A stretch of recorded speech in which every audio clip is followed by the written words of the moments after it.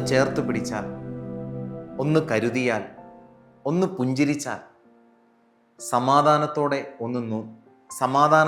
ഒന്ന് നോക്കിയാൽ തീരാവുന്ന പ്രശ്നങ്ങളെ എല്ലാ മനുഷ്യരുടെയും ഇടയിലുള്ളൂ. ബൈബിളിലെ ബദ്ധ ശത്രുക്കളായിട്ടാണ് യാക്കോബിനെയും സഹോദരൻ ഏസാവിനെയും നമ്മൾ കാണുന്നത്. എന്നാൽ പിന്നീട് അവരുടെ ജീവിതയാത്രയിൽ നിന്ന് അവർ മനസ്സിലാക്കുന്നു, പരസ്പരം കലഹിച്ചും ദേഷ്യം പിടിച്ചും വെറുത്തും തീരേണ്ടതല്ല സാഹോദര്യ ജീവിതത്തിൻ്റെ നന്മ. മറിച്ച് സ്നേഹിച്ചും കരുതിയും സന്തോഷത്തോടെ അത് ആസ്വദിക്കേണ്ടതാണ്. അങ്ങനെ താൻ ഏറെ വേദനിപ്പിച്ച തൻ്റെ സഹോദരൻ്റെ അടുത്തേക്ക് യാക്കോബ് തിരികെ വരുമ്പോൾ ഇവർ തമ്മിൽ ആലിംഗനം ചെയ്യുകയാണ്.